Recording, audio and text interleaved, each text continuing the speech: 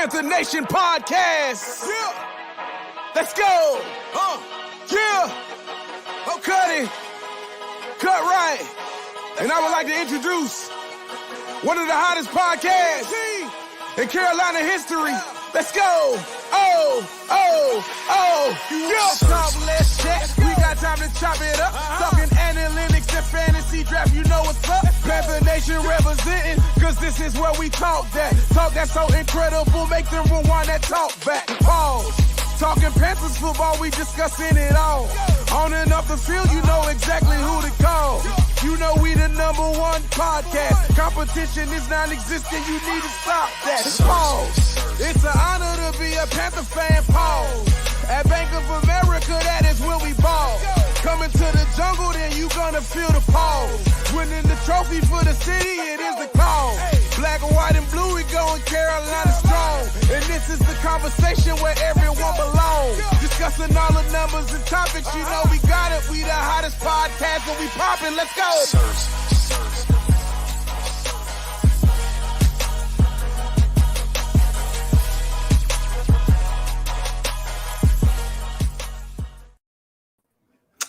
Yo, what's cracking with y'all, man? What's popping with the population? PNP family, what's good? It's PNP Mondays. You got Rashad. You got Dave. What's cracking, Dave? What's popping, bro?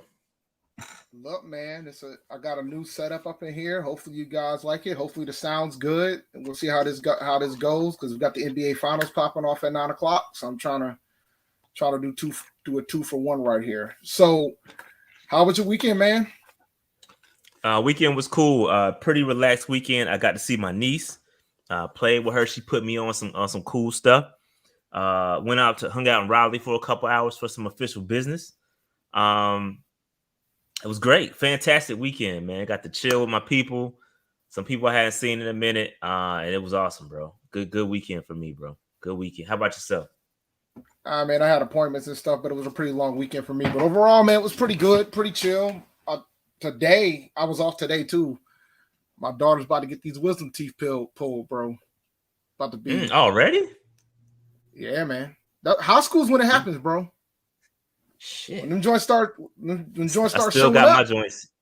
Still got my joints. I ain't getting mine taken out. Nah, my shit had to go, bro. I told Devon, I was like, don't worry.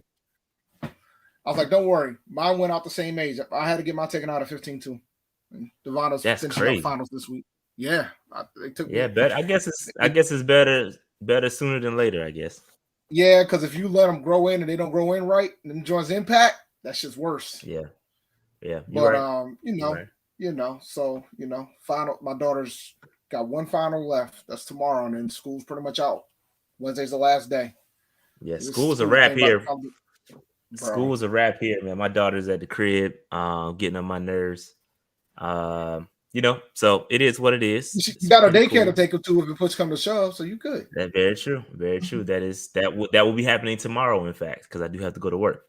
But what's good, everybody? Anything else we got to talk about over the weekend before we get this thing cracking? Shout out to the A&T track team. They placed in the top 10. Oh, yeah. They placed the men's placed in the top 10. Randolph Ross got another national championship in the 400 meter. Shout out to Randolph, bro. That's my homie, and he look just like me. So shout out to Randolph, man. Yeah, cool dude. Well, hopefully he'll go pro instead of go with his dad to Tennessee. Nah, either way, it's a wrap for him here. So hopefully he's successful wherever he goes. Yeah, I think he's gonna do well regardless of which path he decides to take. But it's gonna get interesting, man. So we're looking for a new coach. They introduced Dwayne Ross to Tennessee today, so we're looking for a new coach. It's official now. Yeah. All right, man. Let's go ahead and jump into this content. A couple of things to talk about. We're going to talk about the PFF rankings. We're going to talk about a lot of things. So let's go ahead and get this thing started. All right. Dave, we got to start out with Panther games. The Panther games. Did you see the video and all the hoopla about the Panthers games? Little team building. I saw one portion of the video on Friday during C3's free-for-all, and I was like, this really did happen, didn't it? So, yeah, no shame in team building, though. They sure as hell need it. So there's no shame in team building. So on Twitter, I got into a little Twitter spat with somebody because I saw those brand T-shirts, right? So they got t-shirts for the brand. If you didn't know, the brand is definitely on a t-shirt. And I posted it on Twitter and got a little to a Twitter spat because there's a certain portion of the fan base that feels like, Dave, we don't give enough credit to Matt Rule for doing things like this. Instead, we talk about the negative, right? So are we, Dave? Is he right? I mean, there's two sides to a coin, Dave. So what are your thoughts on that little spat? You know, what's your thought about that? Look, man, don't be trying to put me in your Twitter beefs, bro. Don't be out here trying to enter me in your Twitter beefs. I'm asking your opinion. I'm asking your opinion. I'm asking your opinion. Look, man, I think, and you know what? I will take the brunt of the blame because I'll keep it a buck. I never was a fan of the hire to begin with. I felt like I felt like we paid too much for what we've gotten so far, and so far I'm looking pretty damn right, by the way. I think we do give him his due when it's warranted. It's just he hasn't shown to me enough. I've given that man his due numerous times on the show, but I think you guys don't remember that. You guys only remember what bad things I say about Matt Rule. Man, Dave, man, F all that, man. Listen, Matt Rule gets credit for winning games, not team building shit. This is cute. Let's be honest. This little thing is cute. Team building chemistry is dope. But bro, we don't care. Yo, if it leads to more victories, that's what I care about. So when we start getting W's, and then we can look back and say, you know what? That team building thing was pretty cool. And I think it worked for the season. Until then, I'm cool. This is cute. I think it's fun. If it was me playing, I think it would have been fun. I probably would have whooped somebody's ass in some soccer or something. You know what I'm saying? Like, it would have been cool. But until we get W's, bro, nobody care. This is cute. Yo, Seeker's hilarious. Seeker said name 3. Actually, I gave him a lot of credit during the 2020 season. I thought he did a pretty good job considering the circumstances for the 2020 season. I gave him a lot of credit. But the wall started crumbling once they decided to make the quarterback change for me. And I got on the Twitter spat about that today. Because and we're going to talk about the rankings, but yeah, I got into a Twitter spat about that today. I think folks forget the differences between the 2020 squad and the 2021 squad. So, but I digress. And lunch break hot take. Shout out to you, sir. Shout out to the crew. You're right. Every team does team building activities. So, like, this is really on some root shit. You ain't saying nothing new. Like, everybody does team building activities. Like, that's part of it. But yeah, they have fun. And again, we know Sam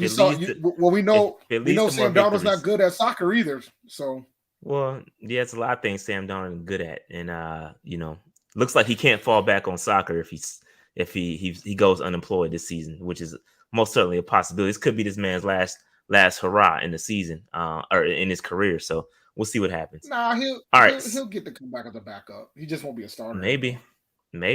Well, you might be right on that, Dave. Unfortunately, yeah. Some of us don't get that opportunity, but it is what it is. All right, let's move on.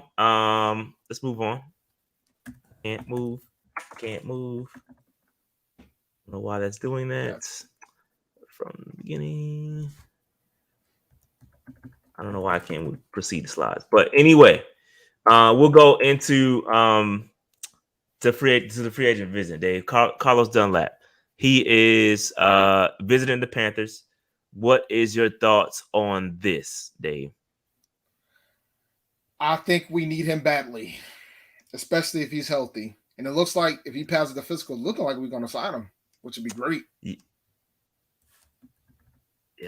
All right, here we go. Yeah, so it looks like I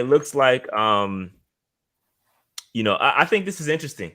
Because I posted, I think it's always good to have veteran presence on your defensive line. And I think it's cool. Dunlap, I think he had like 8 sacks last year. He's 33 years old, so he's not super over the hill. Still got something in the tank. But I'm concerned because the slight concern is that we might lean on that veteran presence too much when shit hits the fan, right? Let's say we start losing games. You throw him in a little bit more. But we need to see ultimately, Dave, we need to see more out of YGM. We need to see more out of Marquise Haynes. Marquise Haynes has got a contract, not a huge contract, but he just got paid. We need to see that.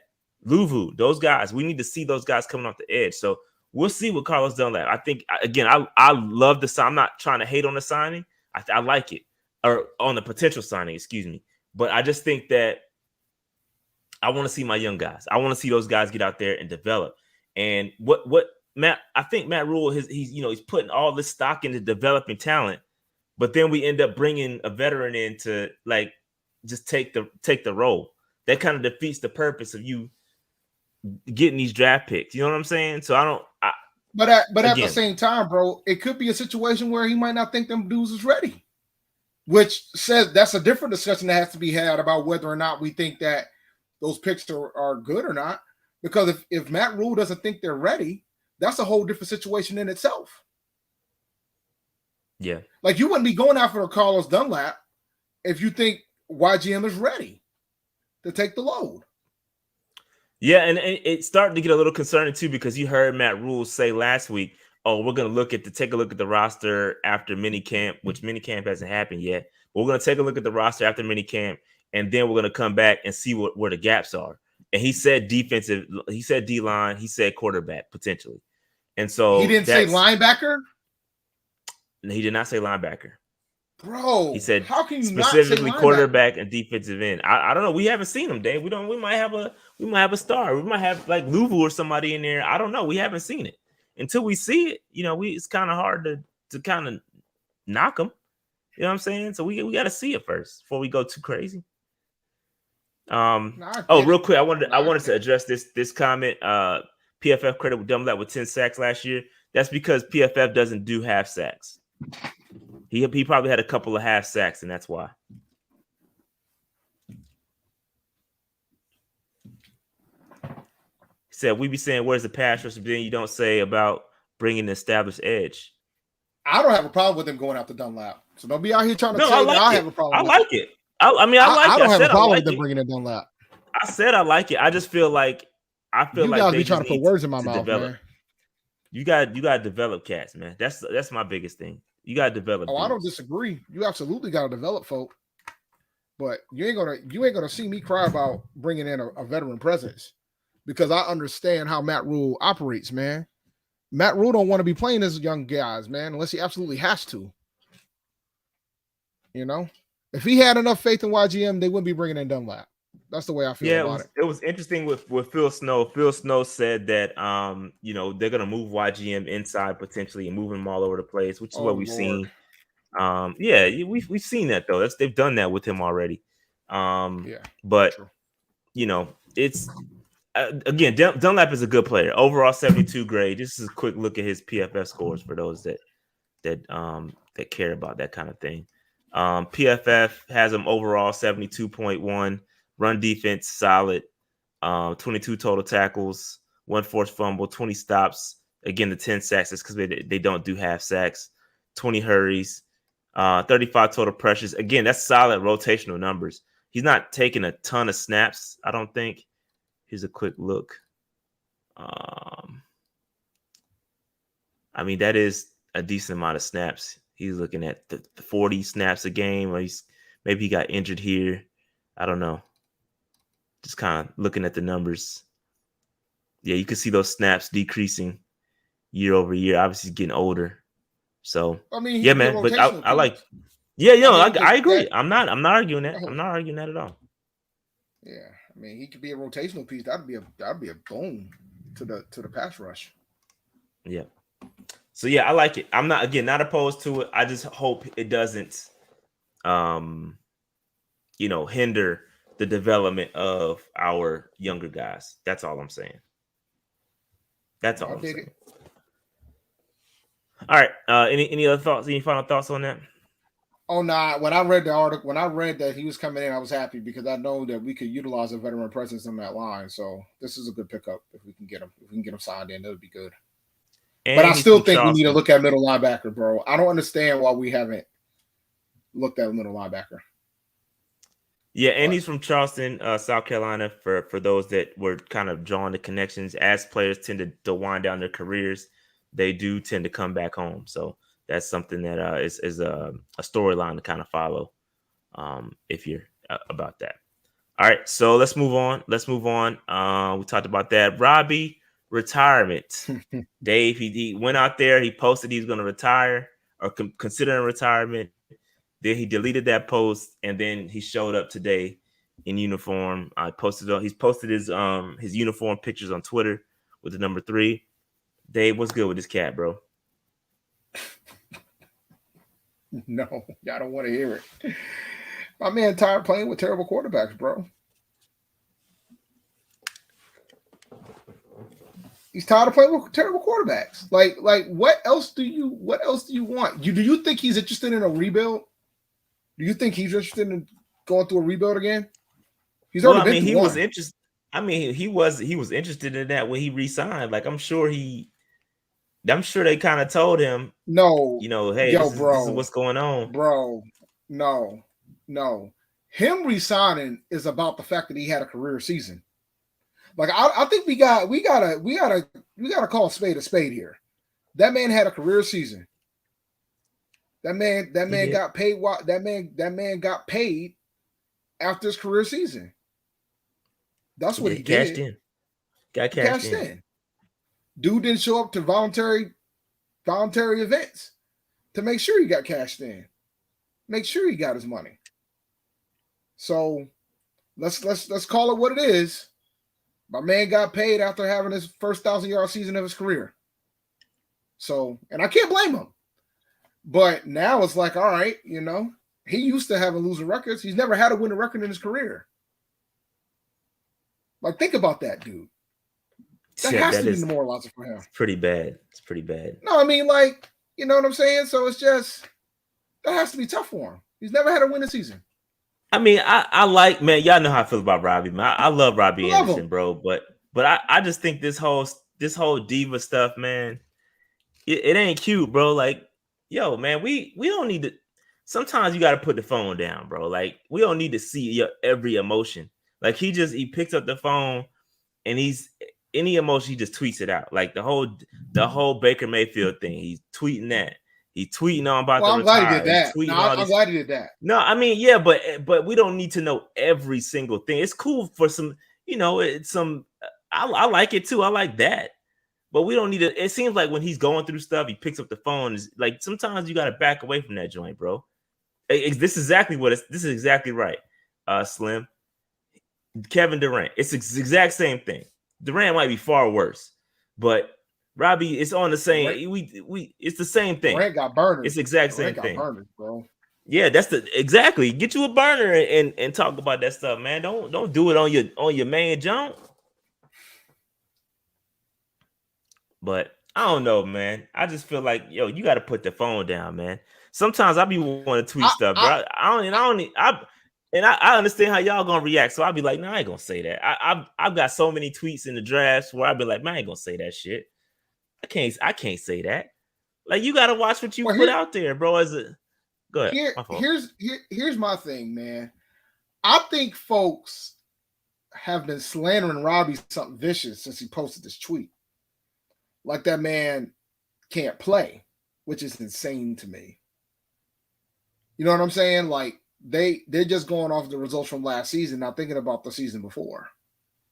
So, it's just folks are being disrespectful. Some of y'all were giving him some hell throughout the season last year. A lot of the fan base gave him hell throughout the season last year. So he had some egregious drops. I mean, listen, coming off that career year with Teddy, like, all right, that was cool. We saw Joe Brady give him the football in space. He was doing some different things. He wasn't just a deep threat. He was getting the football in space and going to work. Now he's got a different offensive coordinator, different system. We don't know how he's gonna be used. Maybe he's frustrated with trying to learn a system.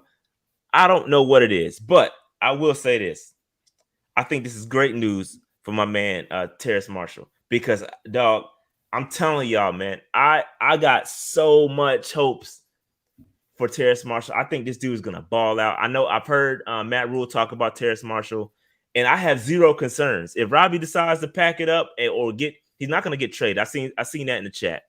I seen he's not going to get traded. We just restructured his contract. It's too much money for us to eat for him to get traded. It's going to be some finagling to do. If you're going to have to find a pretty desperate trade partner to take him, and we're going to have to do some really bad things with the cap and eat half his contract, all kinds of stuff. It's not happening. But if he has an attitude, like, I have no problem with that, bro. Like, yo, get me Terrace Marshall on the field, because I'm telling y'all right now, Terrace Marshall is going to be a problem. Whenever I don't know what's wrong with him, whether it's injuries last year, whatever the case may be. When Terrace Marshall gets it together, bro, I'm telling y'all, Terrace Marshall is going to be a problem. A problem. So, with Robbie, we do what you got to do, fam. When he's on, he's on. But you got to keep this diva shit. And I know, I said, y'all are right. Some of y'all are saying in the chat, this is like typical diva wide receiver. You're right. You're absolutely right. This is what they do. But also those type of diva receivers. I know somebody said, oh, he's like the modern T.O. Like, nah, T.O. is T.O. he can say that shit. T.O.'s a problem, yo. T.O. can do some of those things. And you can tolerate that. But Robbie, like, you have 1,000 yard season, fam. Like, with all due respect, bro, we can't tolerate your diva-dom. It's not you ain't.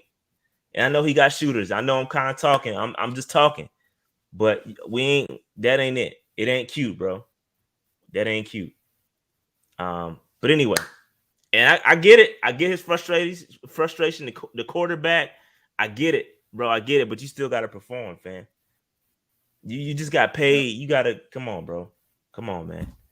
All right. Anyway, moving on. Anything else from Robbie? Any final thoughts? Nah, man. We're gonna see if we're gonna find out how serious he is soon. I mean, but I think I'm gonna smoke screen it for now. Smoke screen it for now. Let's run it. All right. So make sure y'all hit us up on all the socials, Twitter, Instagram, follow us and all that good stuff.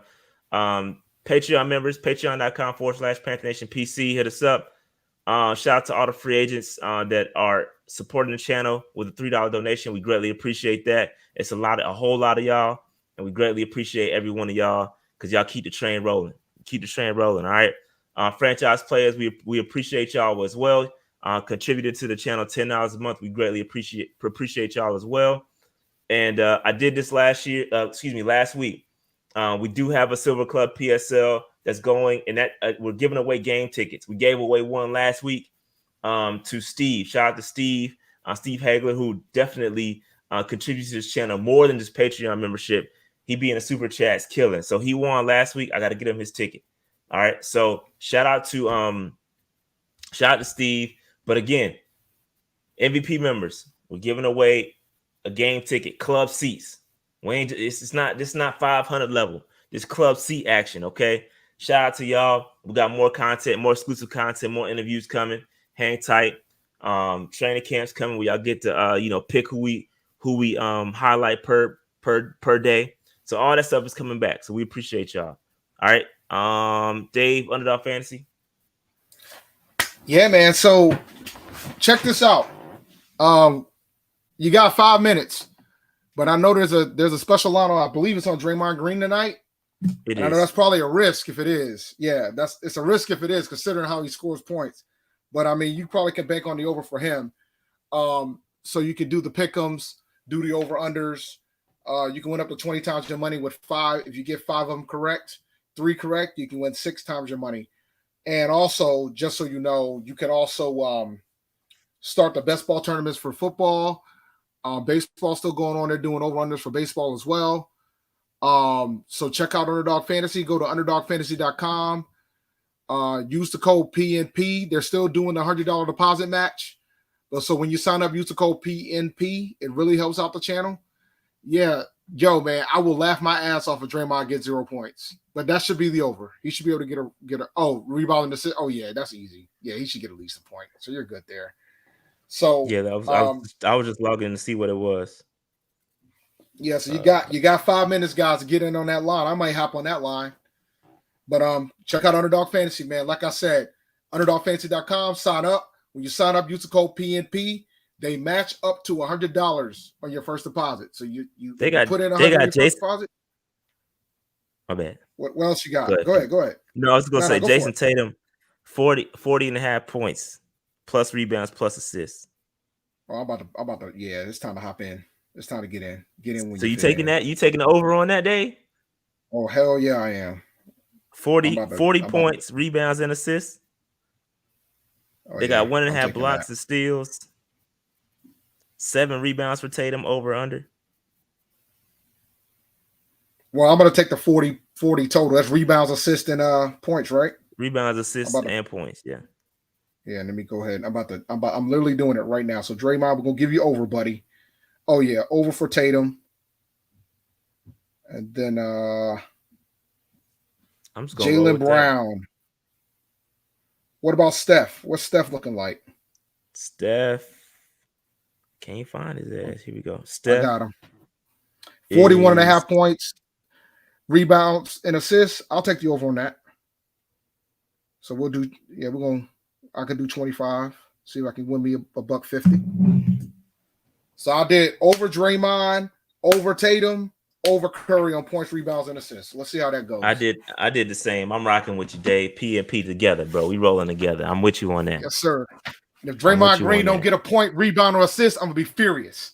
I won't be mad if I miss the other two, but I would like to hit them. I would like to hit all three. All right, so shout out too, but I didn't want to risk it. Shout out to Underdog Fantasy. Oh yeah, Tatum gonna have a big game today. He gotta do better. Shout out to the Celtics. Shout out to the Golden State Warriors. Great series, by the way. Great series so Phenomenal far. Series. All right, let's still alive, baby. Yeah, let's Celtics is 6. That's what you're rolling with. I'm still rolling. Still rolling. All right, they gotta win tonight. Right. They can win tonight. Close out later this week. Good luck with that, Dave. Good luck with that. All right, so good, I will say. All right, Dave. The PFF rankings are out. Sam Darnold, Dave, is the last. God, the last. It already. He's last, Dave. I'm just we know saying he is. Last. I mean, we know, but it ain't. I mean, it's just different when you see it on paper. You know what I me's just different. Yeah, you know what they say. You know what they say, right? What'd they say, Dave? If you're not first, you're last. He is literally last. Like, not even cool. But this is interesting, man. I feel like this list is interesting because it goes off of last season's numbers, and it's like deep pass performance. So we talked about this, and Dave, I think this is where you kind of got into the spat, right? In regards to the deep passing. Mm-hmm. Yeah, so Darnold completed only 27.5% of his 20-plus yard pass attempts and ranked last in passer rating of 42.5%. His 40 attempts resulted in only 368 yards. Now, I remember I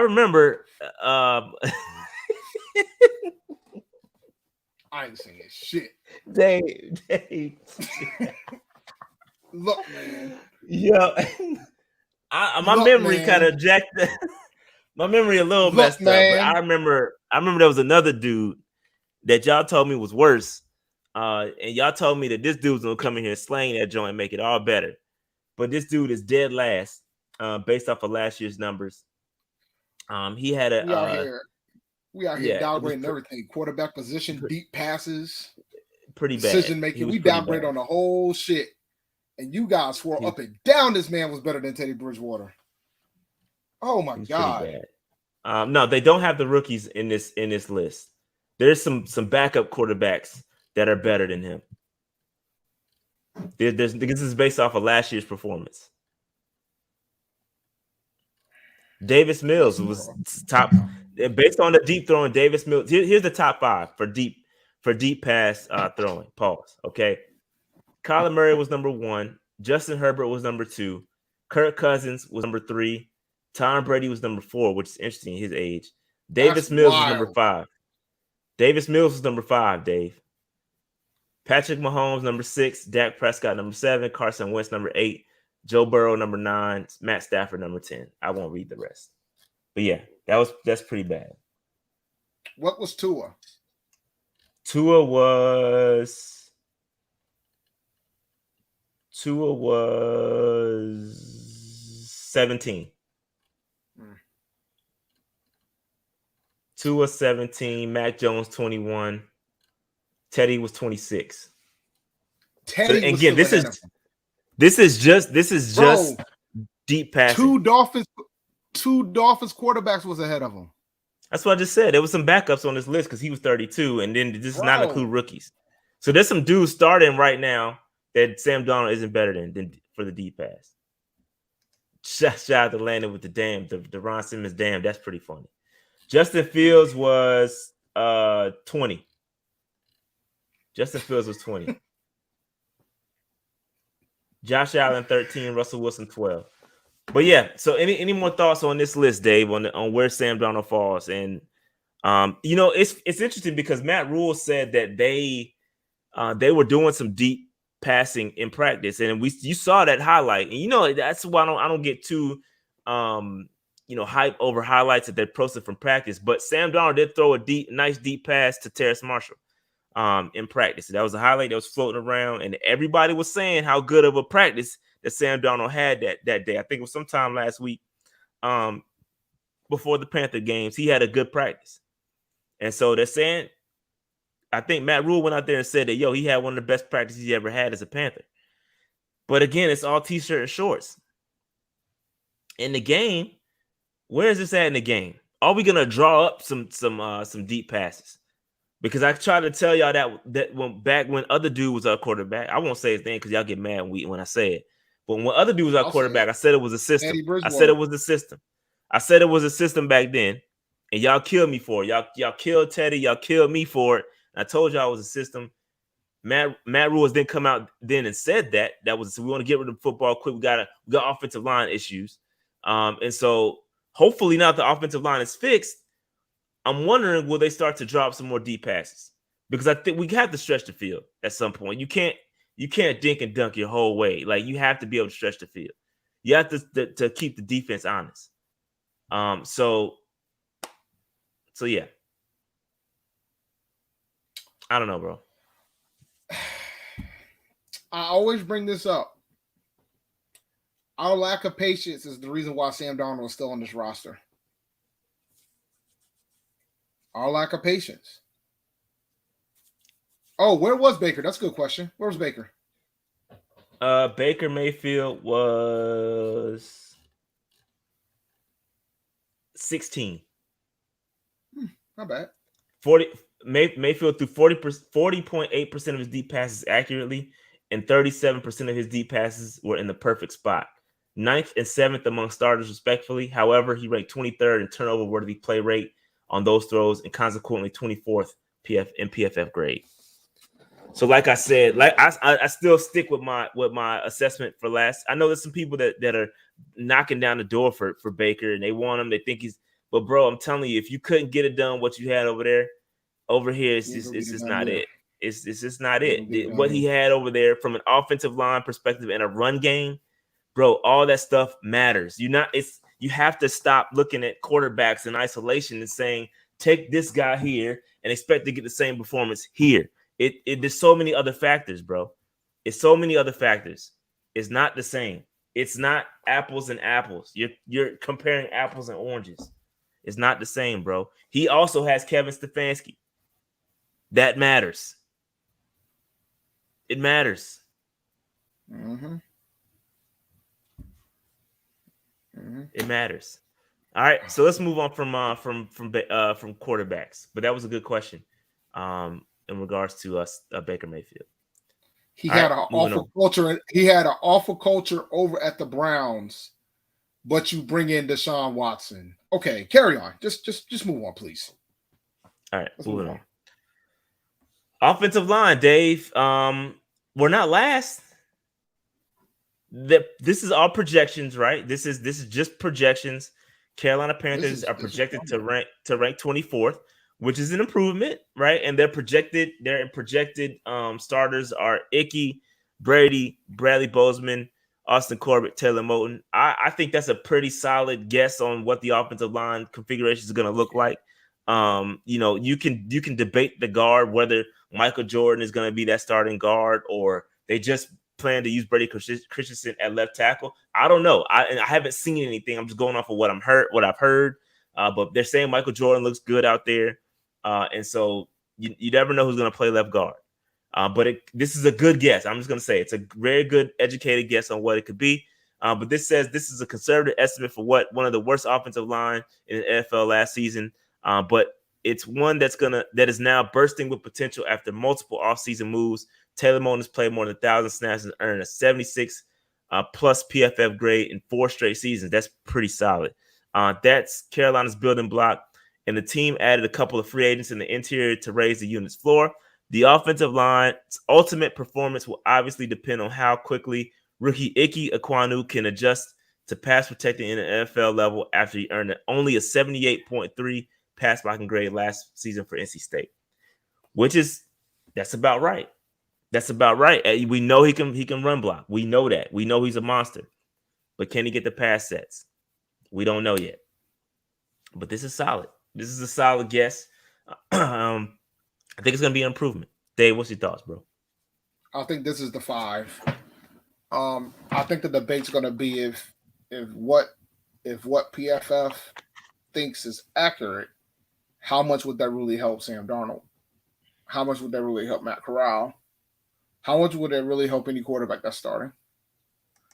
I improved in 24, but if it does fall that way, it becomes interesting fast. That's just my opinion on it.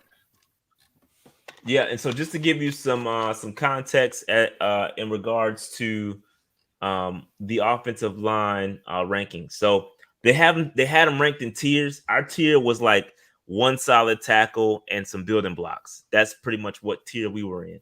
The number one offensive line was Philly. They had the best offensive line. Cleveland was number 2. No shit. Detroit was number 3. No, stop.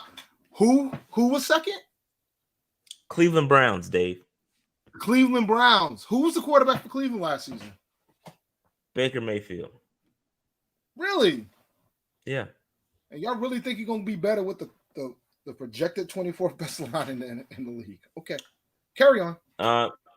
Detroit Lions, number 3, that caught me off guard. Taylor Decker, Jonah Jackson, Frank Ragnow, Penei Sewell. It's pretty solid. Yeah, that makes sense. Tampa Bay was number 4. Tampa Bay was number 4. Obviously worse. Donovan Smith-Jensen, solid there. And Green Bay was number 5. Last was Miami. Seattle. Oh, Seattle. Seattle was last. Bears 31. Pittsburgh 30. Raiders 29. Falcons 28. So they're going to have a long season. Tennessee Titans 27. Interesting. Jaguars 26. Cardinals 25. And then us 24. Dolphins are 23rd, ranked right ahead of us. Yeah. So yeah, that's pretty much where we are. That's projected offensive line look, and hopefully it comes together. Can't wait to see Icky at training camp. Can't wait to see it. All right, moving on. Yeah. Wide receiver, Dave. This is I thought this was this is where it got a little disrespectful. Carolina Panthers ranked 23, excuse me. DJ Moore, again, they say he fits into a similar bucket as Terry McLaurin, younger receiver who's had a lot of success early in his career, despite bottom of the barrel quarterback play, which is a fact. Moore has cleared 1,100 receiving yards and a 75 PFF grade in each of the past 3 seasons. However, things get a little bit more uncertain beyond him on the depth chart. I disagree a little bit with that, but Robbie Anderson's play trailed off since a strong start in 2020.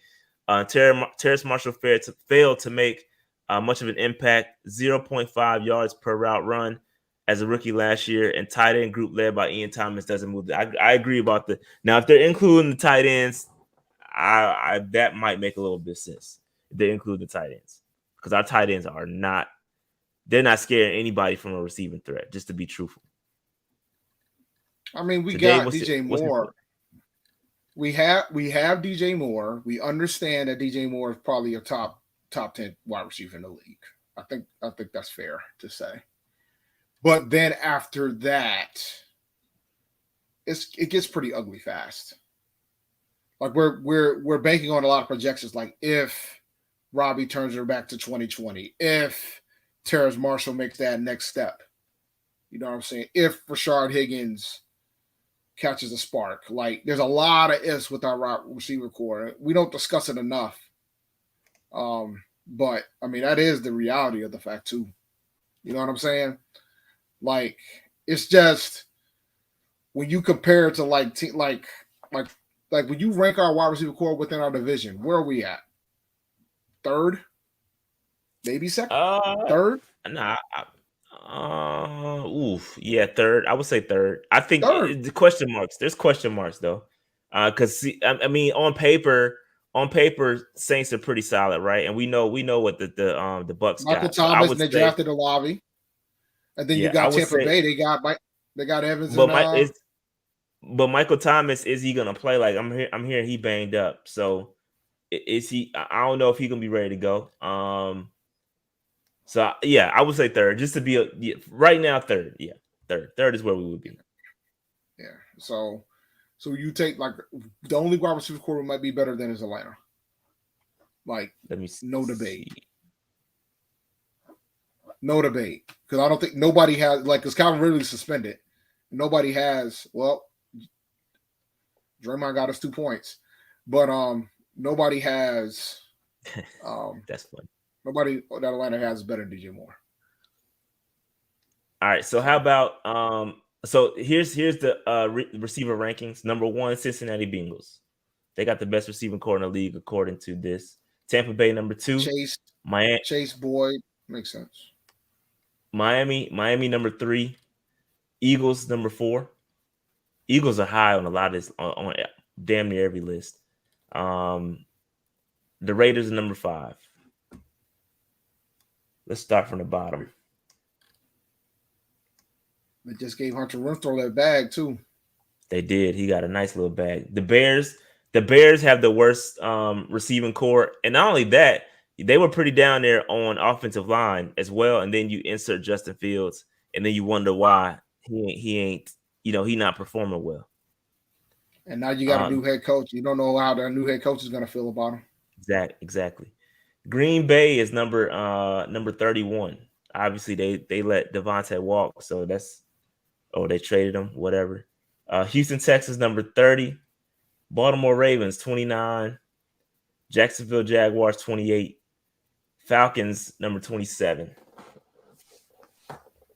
The Browns are 24. Obviously, they have no more Jarvis Landry, no more OBJ.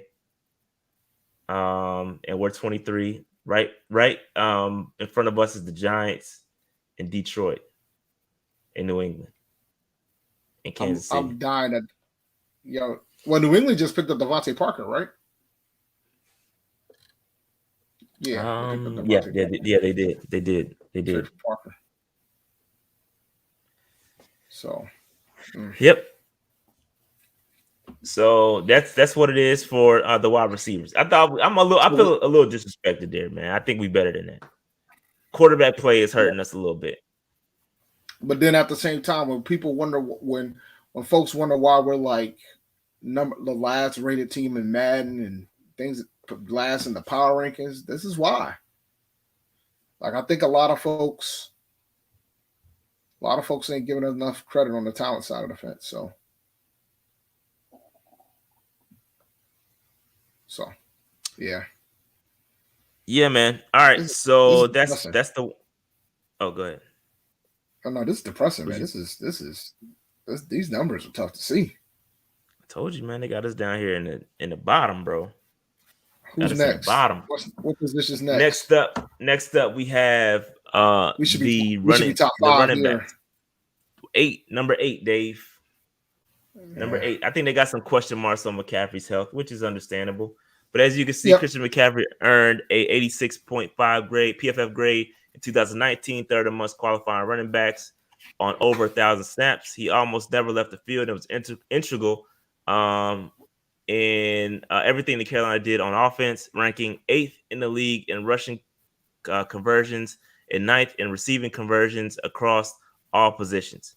The issue is with Carolina moving. The issue with moving Carolina any higher is that McCaffrey hasn't played more than 300 offensive snaps in either of the past 2 seasons since 2019. Chuba, Deontay Foreman have both proven themselves to be adequate fill-ins if injury strikes again, but the Panthers need a healthy McCaffrey in 2022. Agree? Disagree? Oh, I agree. I thought we could have been higher, but I can understand why we didn't make the top 5 because of McCaffrey's injuries. So I can respect it. 8's fine. So Dave, you want to know who number 1 is? Titans. Let's take another wild guess. Who had the number 1 rushing attack? Saints. Dave, it's the Cleveland Browns, bro. The Browns have the number 1 rank. Yeah.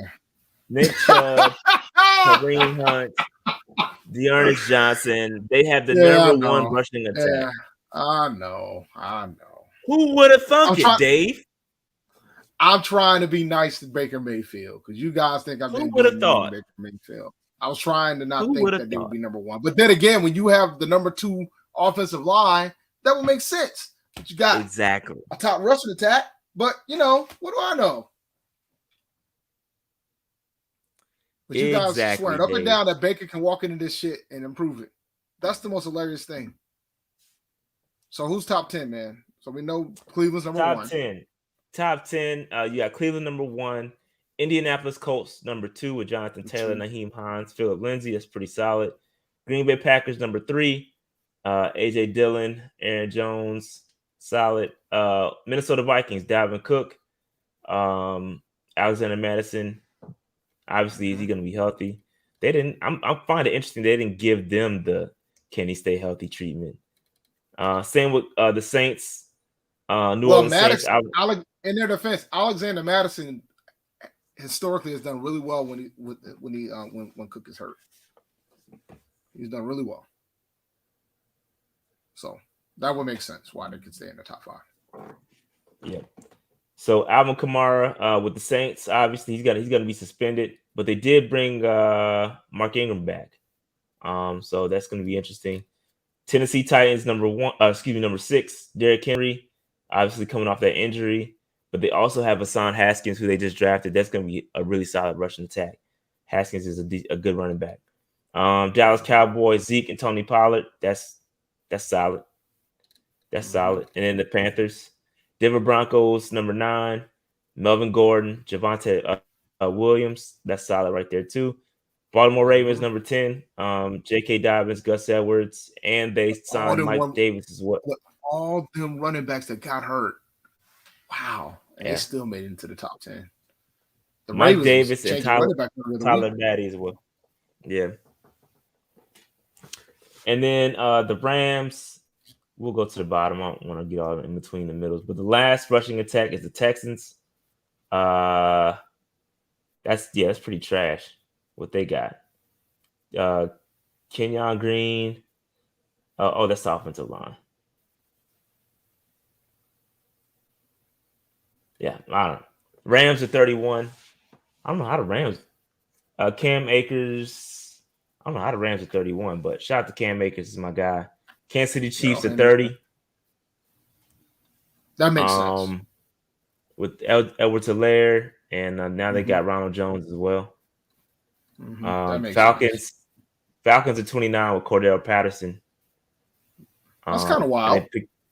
They picked up Damian Wilson and Tyler Algier as well.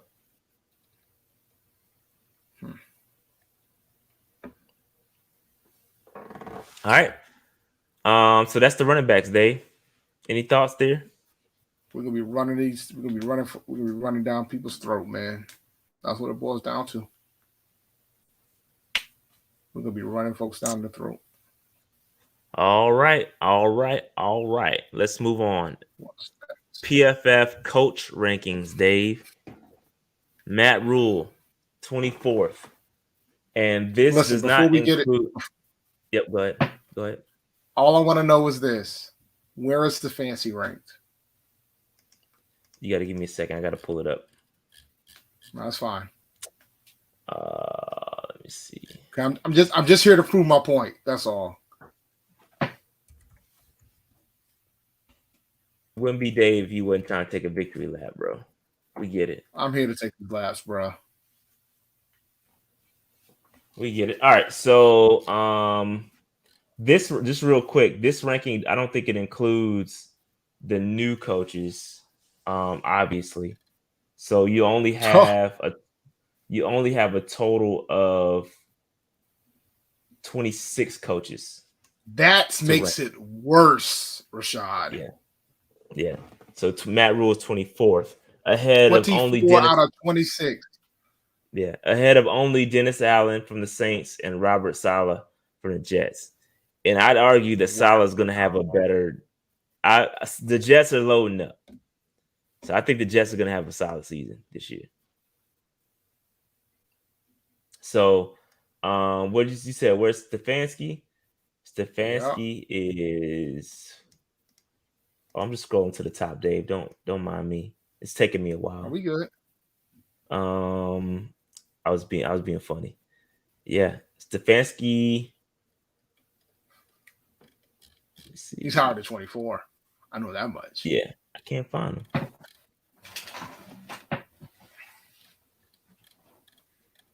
It's 19. He's ranked 19. Right behind Ron Rivera. Baker's had better coaching, better offensive line, better running back situation, better wide receivers last year, and you guys got the gall to think that he's going to help us with this shit. I don't understand. Where does Kyle Shanahan rank? He got to be top 5. Let me just run through them. I'll run through them real quick. Bill Belichick's number 1, John Harbaugh's number 2, Andy Reid number 3, Cliff Kingsbury number 4. What? Pete Carroll number 4. Yeah. Pete Carroll number 4. Matt LaFleur number 6. Shanahan is number 7. Vrabel number 8. I had a behind Cliff Kingsbury? Bro, I'm just reading it. Don't get mad at me. Holy here's the read for Kingsbury. Outside of quarterback Kyler Murray and wide receiver DeAndre Hopkins, Kingsbury has not had much to work with in terms of offensive talent in the desert, yet he still managed to make the offense hum. Unfortunately, Kingsbury has much left to be desired on the defensive side of football thus far. That's the read. But they have him a 10. They have him a 10 win team though. 10 to. So never forget that when Cliff Kingsbury was in college, he couldn't win with Patrick Mahomes. Never forget. And he still got a head coaching job. I don't understand. But I digress. Just read. Wow. Hey, I'm just reading the Jones, man. And and Matt Rule owns the dude. So I'm like, Matt Rule's undefeated against Cliff Kingsbury, if I remember correctly. Or 2-1. But either way. No, I don't think he's beat him. Not. Yeah. I don't think Matt Rule's lost to that man. So, but anyway. They got Bowles 21. Yeah, that's about right though. Just like they got Dennis Allen 25. Like Dennis Allen, I mean, he was pretty terrible. Mike Tomlin 13. McVay is 11. I don't know how they. Tomlin not being in the top 10 is disrespectful. Yeah, I don't know how they get this McVay at 11. I don't know. But let me see. Let me read the context as to what this is trying to rank.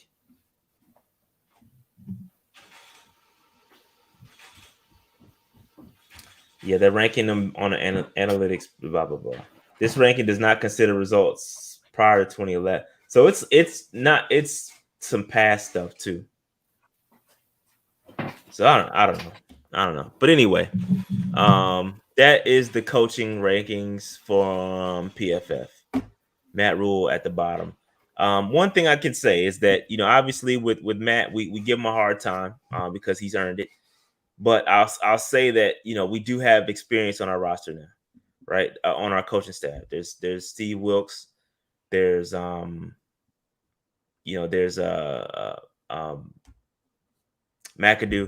So I think we're solid. We're gonna be. He's gonna have some help, and that's gonna be sorely needed. Whoops, I think that was it. Yeah, that was it for me. But I think going back to Matt Rule, I think it's gonna be sorely needed. Like he's gonna need that assistance to help him out, and hopefully some of the situations and adjustments. Right, that's gonna be the biggest thing. I feel like we start strong. We just the third quarter comes around, and then we just don't adjust. Hopefully. Now we got some real coaches that can identify the adjustments and actually put them in. We'll see. Now, then the question will be, can we keep those coaches? Like once we do a good job and maybe we turn it around, will those dudes be able to find jobs elsewhere again? So I don't know. Man. That's always a question of the day, right? Whether or not whether or not those coaches can stick around. I mean, you can't really control that though. It is what it is. No, and we should be happy that we got some pretty decent coaches this round because I think a lot of folks thought that Rule's on the hot seat going into this. To get somebody that can scout quarterbacks pretty well, like a Ben McAdoo, that actually knows how to run a pro system. To get somebody like a Steve Wilks, you know what I'm saying, which is very, very beneficial to this coaching staff. I think that's a good thing. I can't knock it, but we'll see, man. The more that I think about like how this season is going to look, I don't have enough good things to say. So you can't be negative, Dave. You can't be negative. I just don't because it feels like we made the decision to be stagnant this year. Like we fixing the offensive line, we went into free agency, we drafted somebody, but I think this fan base wanted a new quarterback, and the options that we were given weren't good.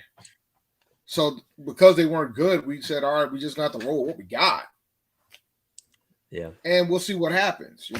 They gotta have some level of patience at some point. Although I think they're being patient with the wrong people. Yeah, so real quick, I see Seeker asking about the defensive rankings. They're not out yet. They're releasing these slowly. So the defense hasn't happened yet. Hopefully by next week we can talk defense, but the defense rankings have not come out yet,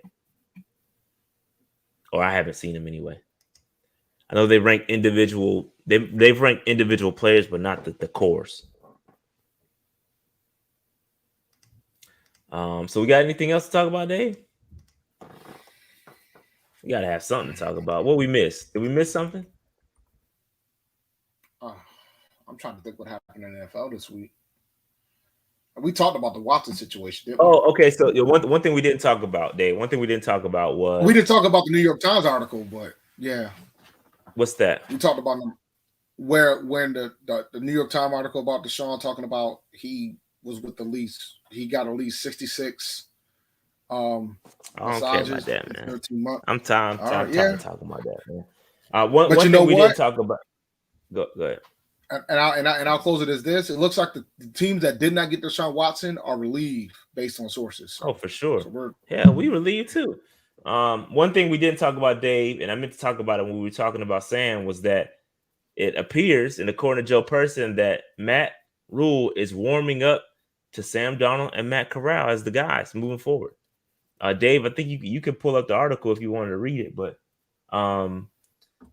he says, this is a quote from Matt Rule. He says, I think as we finish minicamp, Scott and I will talk really at every position and say, hey, where are we? I think at the end of next week, we sit down, we talk about it, and where are we? We've had a chance to see these guys for 9 weeks. Where do we need to bring somebody in? Do we need somebody? And where do we need to look for somebody at? Where are we good? I think those talks happen as you finish up minicamp. And so, again, and then it always comes back to there are also some within the organization that remain interested in Baker Mayfield. And of course, he's going to be done with the Browns here pretty soon. So he's probably going to be traded or released. He was excused from their mini camp. So I don't know. It looks like the Browns is going to have to swallow their pride and release him, because nobody's going to trade for him at this rate. They don't have no leverage, man. None. He don't want to be there. But we'll see, man. I think the wise thing to do is roll with Sam and Matt at this rate. And just so let me play devil's advocate, because there's a portion of the fan base that says, well, why not bring in Baker Mayfield? And they come up with all these hypotheticals about, if the Browns take the so much of his salary, and we only pay him about $6 million per year, and we give up a late draft pick, like what's the problem with that? I'm playing devil's advocate, Dave. You got to answer me. That's stupid. Why are we going to give up a draft pick for a guy they're going to have to release? That's stupid. It's dumb. But Dave, it's a 1 year deal that if it works out and he's good, then we straight. We good. We got a guy. And if it doesn't work out, then you can walk away, and then I disagree. I think Baker Mayfield is who Baker Mayfield is. And I think you guys got to realize that. I don't think you guys are being honest with yourselves. Baker Mayfield is who he is, bro. We just went over all the PFF rankings. We saw that every single category that we showed today, the Browns was ahead of us. Every single one. Every single one of them. And some of them, they were in the top 5, top 3. Every single one of them. Or at the top. So, I don't understand why you guys think all of a sudden he's going to have a running game that's not as good as what he had in Cleveland, a wide receiver core that's not as good as what he had in Cleveland, a coach that's not as good as what he had in Cleveland. Offensive line is not as good as what he had in Cleveland. It's going to be pretty tough. And then all of a sudden he's going to get great. Y'all ain't learned shit from Sam Darnold, obviously. Nothing. Y'all haven't learned anything. Nothing. Not only that, he's gonna be behind the 8 ball when it comes to learning the offense. That's something else as well. It's getting late. And I know he's a professional, but it's everybody's learning the system, getting the chemistry right. And the same thing with Cam, because we didn't even talk about the Cam interview, Dave, which I thought was fantastic, by the way. But with Cam, it's the same thing with him. He talked about how he came in late to both situations, or didn't get much time, still learning the offense. That matters, right? So the longer you wait, which may be the only leverage that they have, is that y'all got to pull the trigger. You got to pull the trigger, bro. So I don't know, man. I'm not with it. I think if we're gonna do anything, if we're considering bringing in another veteran quarterback, that means that Matt Corral is not who we want him to be. I'm not gonna say expect, not who we want him to be. And if you're gonna do all that, why not just get your rookie out there and see what he can do? I disagree, man. If they make the decision to bring a veteran quarterback, that has nothing to do with Matt Corral. It has more to do with Sam Darnold. I think if we make the I agree with you. We're going after a veteran because it's just a temporary Band-Aid, because the team believes that they have enough talent around to put in some work and actually do some damage and actually have a shot to make the postseason. That's why we're going after a veteran quarterback. But no, I don't think that's an indictment on Matt Corral if we bring in a veteran. That's an indictment on Sam Darnold. So I've been an advocate of, we're going to go after Baker, just trade for Sam straight up. Just say, you got a quarterback that we don't want. I got a quarterback that we don't want. Let's just swap them. Same salary. Keep it moving. Be done with it. But let's not out here play this theater about what the situation is. I mean, I've been saying for months that I've been saying since we dropped the Corral that we're probably going to roll with Sam and Matt. And it's looking pretty damn good right now. And I think you guys have been out here trying to convince yourselves that Baker Mayfield's better, and he's not. Just like you guys were trying to convince me that that Sam Darnold was better than Teddy Bridgewater, and he wasn't, and he isn't. So, like, I've seen how y'all quarterback guy looks. Y'all I might be worse than Matt Rules at this rate. Like, I don't need y'all opinions on quarterbacks anymore. So we out here talking about quarterbacks and who's better than who, but the reality is, so far, it hasn't been good, bro. We out here thinking Baker's better than Sam Darnold, but Baker's had everything in the world. He couldn't figure out a way to make that shit work in Cleveland. They still traded for a guy that had 24 women that sued him. Like, what we doing here? What we doing here? I don't know, man. But hey. And listen, and you guys keep talking about, well, Dave's just going for subpar QBs. I'm like, dog, that's what Matt Rule wants. He ain't named nobody that wasn't subpar. It's just a matter of the level of subparity that you're dealing with. And right now, we're at the bottom of the barrel when it comes to subpar quarterbacking. We're at the bottom. At least try to get closer to the top of the subpar quarterbacking. But that's all he wants. It's subpar quarterbacks.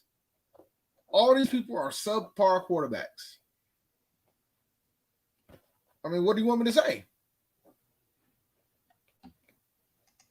And I agree, Slim. Teddy is going to get the start in Miami. Not because Tua's not going to win the job, but because Tua's going to get hurt. Just like we're going to see Matt Corral because Sam hasn't shown he can play a full season yet. Yeah, Sam's never played a full season. We're going to see Matt. We're going to see Matt. It's just a matter of time. Just wait it out. So don't be trying to ask for him to show up week one. Yeah, Dave called that last year too. That in his fantasy thing, I think he said that Sam had never played a full season, and I'll be damned if he didn't play a full season last year. So it's true. It's true. I mean, that's why the backup's important. That's why I said that last year too. I'm like, the backup quarterback's important because we don't I know everybody's on that, PJ Walker undefeated, blah, blah, blah. But I mean, Sam don't just miss a game like Teddy does. Like Teddy did for us in 2020. Sam misses multiple games, and he lost a lot of games last year. He missed a lot of games last year. Yeah. But we'll see, man. It'll be interesting to see how this thing's gonna shake out. But I think Matt Rule's finally coming to the conclusion that he's gonna have to roll with the guys he's got. Like, you can't keep Robert Peter to pay Paul. Yeah, no, I agree. I agree with that. I think it's the best move, although especially if he has time. If he really truly has that fourth and fifth year commitment from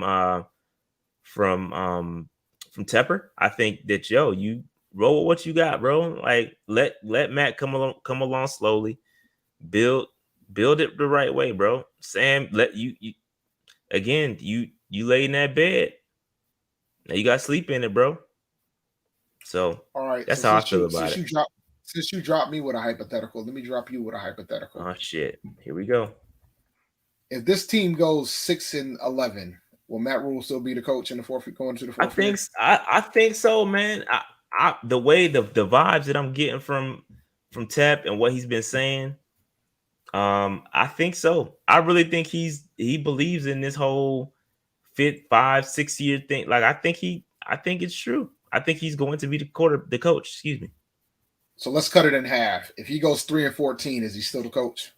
I don't think so, bro. I think that's tough. Think so, bro. It got to be pretty bad, bro. His pride gonna be swallowing then. If he ends up 3-14, there's no way. Because at that point, it's a different situation. Like if you go 5-11, 5-12, 3-14. It's pride swallowing now. You're gonna have to do it. Like 7 wins and up, I think he's safe. 6, he might think about it. 6 wins, he might have to think about it.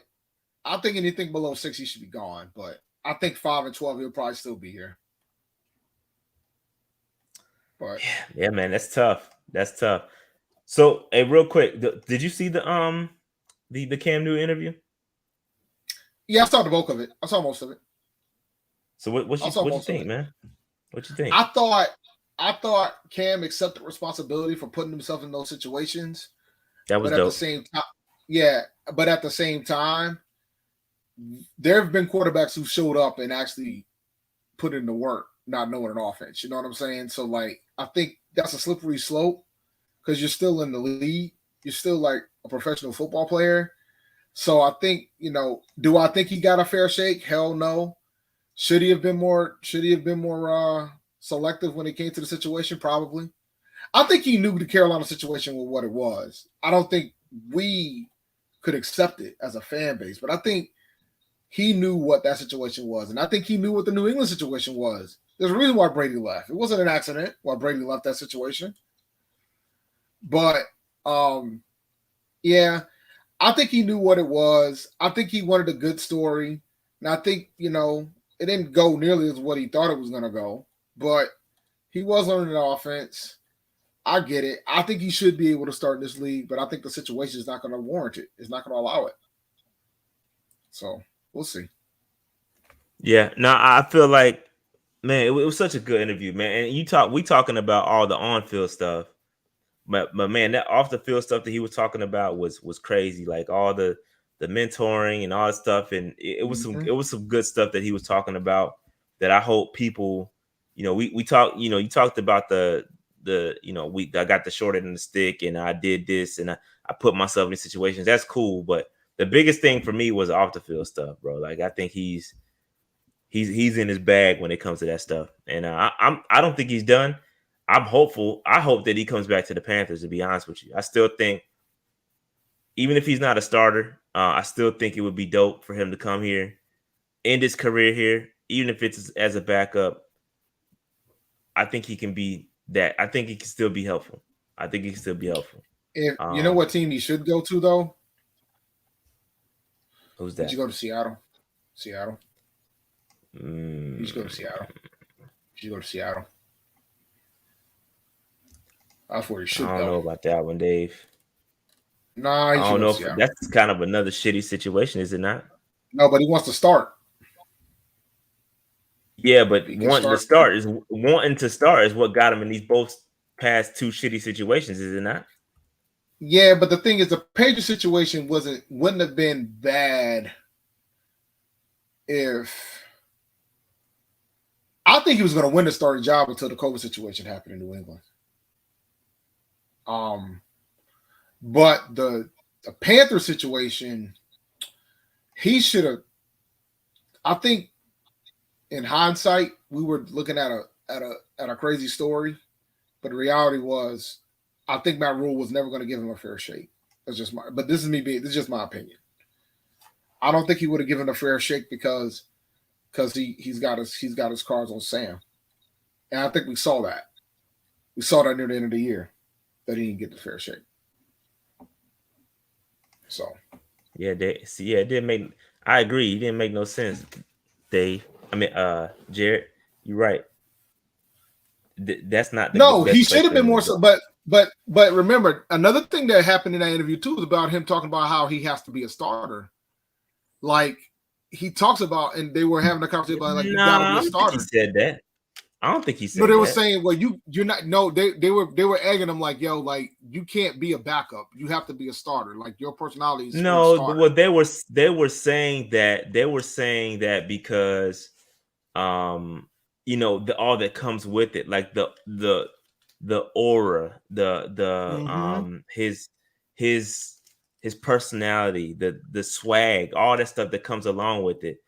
I think that's what they were saying, but I think he can be a backup just fine, and it won't be a problem. I think he's good. So I think he should come back to Carolina personally. Let's end it the right way. And I think he could be helpful here. Here's my dilemma. I don't disagree with you, but what does this fan base want? That man comes here, they're gonna want that man to start. And there's not and we know, and I know that might not be a sure thing. Yeah, no, I agree. I agree with you. So from that standpoint, that's the other thing you got to take into account too. But we'll see. Yeah. Yeah, so we'll see, man. That's I would love to see him come back, but every day that passes by makes me think that they're gonna just roll with Matt and Sam and PJ. Because if they bring Cam back, who's getting cut? PJ, right? Somebody's gonna have to get cut. You ain't keeping 4 quarterbacks. I know, you're right. I mean, PJ's expendable. Oh, I ain't doubting that. It's just the things you got to think about. That's all. Nobody said he wasn't expendable. All right, we got anything else to talk about? Anything else? I don't want to talk about the lawsuit with Tepper. I did a whole show on it. Oh, the Rock Hill stuff, and Rock Hill, or excuse me, York County suing Rock Hill, the city, and David Tepper and everybody. Oh yeah, we didn't talk about that. We talked about the bankruptcy. We didn't talk about the York County suit, which I think that's going to get thrown out. I said this on Friday during the free for all. It's going to get thrown out, guys, because they're not suing. They're not suing the shell company that did the contract. So this is going to get thrown out. It's a waste of time. It's all about politics, bro. It's optics. Yeah, it's optics at this point. It's all about politics because those guys are trying to get reelected. It's all about politics right now. They're trying to show, like, look what we tried to do. Like, it's not. It's optics. No, it's all optics. Yeah, they try to make it seem like they're protecting the county residents and all that, but it's all optics, bro. They didn't even sue the shell company because they know what's going to happen because the shell company's filed for bankruptcy. Yeah, the shell company filed bankruptcy because you can't. Yeah, you know, all the other companies that they sued was not related to it. You know, you're dealing with a billionaire. You thought that billionaire said, "All right, we're going to use it. We're going to create this company right here that's not related to the Panthers to handle this, and then be done with it." You know. Tepper knows what he's doing. He didn't make his $1 billion by mistake. He ain't make it off crypto either. That is a fact. Crypto getting destroyed right now. Got to hang in there, everything's fellas. Getting destroyed, bro. But yeah, that's true. But it's buying. You got to go shopping. Time to go shopping, dog. Nah. And then the stock market's sure, but not with crypto. No, that's what I mean. That's what I meant. Well, crypto too. The market, man. Yeah, absolutely. Gotta get in there, bro. No. Oh, scared money don't make money, Dave. You're right. So I'll put my scared money in this market, you know, because I think the market's going to fall a little bit more too, in my opinion. It's going to fall a little bit more. The Fed's going to up the rate higher than what they originally said they were going to do. I think the Fed's going to force the market to go into a recession, man. They're going to have to. Inflation's a mess, bro. How much is the gas in Charlotte right now? High. It was like $4.70 something last time I checked. Yeah, we broke $5 last week. It's about $5.10 up ridiculous, here. Bro. This is ridiculous, man. It's $5.10 up here, man. It's crazy. And there's spots in Cali that's almost $8. When I was out there, when I was out in Cali in LA, it was $6. It was $6. Man, and that's when it was $3. That's when it was $3.80 something here. So you can imagine. Oh no. Oh yeah. Nah. Yeah. It's pretty bad. Dude. Man, it's pretty bad out in the streets, though. In Ohio, and $5. Yo, $5 gas ain't it, bro. Yeah, I just feel bad, man, because I'm blessed and fortunate enough. It's not a crazy deal for me, but man, it's a lot of people out there, bro. Like, gotta go to work. You drive. It's crazy, bro. That's like that is budget busting, bro. Oh yeah, that is it goes back. It goes back to the work from home thing too, right? Like a lot of the white collar folks that can work from home and don't have to worry about that. And like, I have to go in every day for the most part, but like there's a lot of folks who got the luxury to chill at the crib, and then there's some people who can't do that based on the job that they have. So they gotta eat that bullet with that gas price, which are likely lower weight, which are likely lower wage jobs too. Well, the big thing I said was this, man. Like when the gas started climbing, I said, "Yo, it's one thing if it's $4 a gallon in the Northeast, or if it's $4 a gallon in California. It's another thing if it gets to like $4 or $5 a gallon in the South, because a lot of the states down there use the federal minimum wage, which ain't shit." So you know what I'm saying? It's going to get to a point where the damn gas is going to cost as much as the minimum wage. So then you're going to start questioning, is it even worth going to work? Especially if you got like a commute. Ridiculous. Yes, it's crazy out here, bro. Hopefully we get it under control, man. But it ain't pretty out. It ain't pretty outside. Yo, that Tesla's Not pretty. looking good by the day, bro. That Tesla's looking. Oh, they're getting the car. Yeah, I'm waiting. I just put in a pre-order for that Cadillac Lyric, bro. Fire. All electric. It's fire, bro. Oh, it's an all electric Cadillac. Yes, it's a crossover SUV. How many miles does it go? 318, I want to say. Oh, that's pretty good. Yeah, it's just like the Model Y. Yeah, it's funny. Economics with PNP, man. Look, man. Yeah. Even though folks want to believe we're not in a pandemic, that supply chain begs to differ. Well, I know that for sure. I learned yesterday that there's a tampon shortage. Yo, chill, man. Come on, Dave. Look, man. I mean, what you talking about, man? Look, man, we gotta cover all our demographics for shot. Come on, Dave. Relax. We gotta cover all our demographics, man.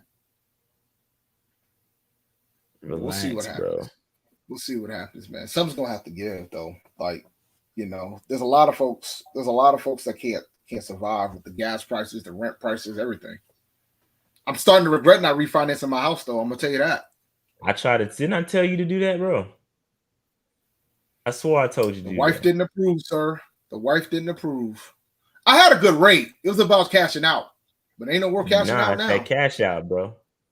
That cash out. You might have a little bit of time left. 6% now. Oh, yeah. Nah, it's too late for that. It's too late for that. Yeah, man. Yeah. And at the end of the week, it'll probably bump up to 7% if they're talking about increasing the rates another 0.75. 689. God bless. Yeah, that's ridiculous, man.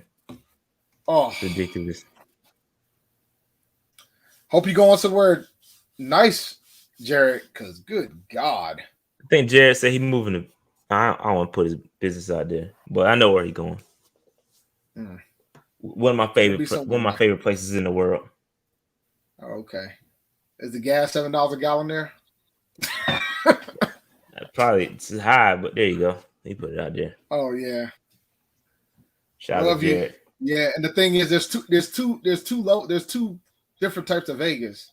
There's the Vegas that we always go to, and then there's the other Vegas. 689 is wild, bro. Very, very wild, bro. Oh God, man, I can't. Like, I made a prediction on Twitter saying that I think everybody's gonna be paying $6 by the end of the summer, but I hope not. I hope I'm wrong there. But anyway, anything else we heard, man? Any other rumors or speculations that we heard? What's up, Tim? Oh, Tim, what's good, Tim? What's going on, bro? What's up, man? Nah, man, I ain't got nothing else, bro. Aggie Eagle, man, I'm looking forward to this trip. Yeah, we need to get like 5 more people. No, only like 5 people. No, we're not close at all. Only like 5 people that paid. Yeah, so we're not close at all, bro. Oh, that's not good.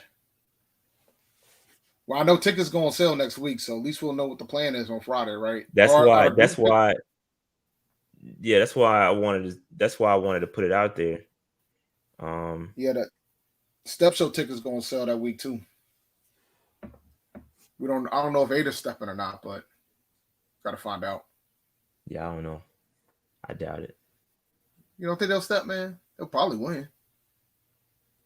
They'll probably win. Going up against the Central guys. You can't win your own. If you can't win your own, you ain't gonna beat against your own people. But who did they lose to last year? BE. I don't forgot.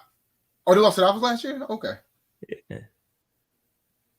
Oh well. You never know, man. Things can change. We'll see. All right, let's shut this thing down, man. I'm about to go finish watching this game. Watch this game. It's not looking well. The game's closer now. They were coming back. They're coming back. Yo, man, Tatum's struggling a lot here, though. I'm worried about that 41 points, man. That 40. Draymond balling right now. Draymond ain't playing with these fools, man. Draymond heard all the talk. The Celtics hadn't hit a 3-pointer yet either. They're 0-for-11. Of course, when they do the special line on Draymond's balling. Yeah, they can't hit jack, bro. Oh, that's 0-for-12. God, dog, Steph. And they still within 8. That's the crazy part. Oh, Lord. No, he missed it. Yeah, so I'm looking. All right, fellas. We about to get up out of here, man. Make sure you hit that like button, subscribe button, notification bell, all that good stuff. We about to get up out of here. We will holler at y'all next week. Same time, same place. PNP Mondays. We out. Peace. Peace.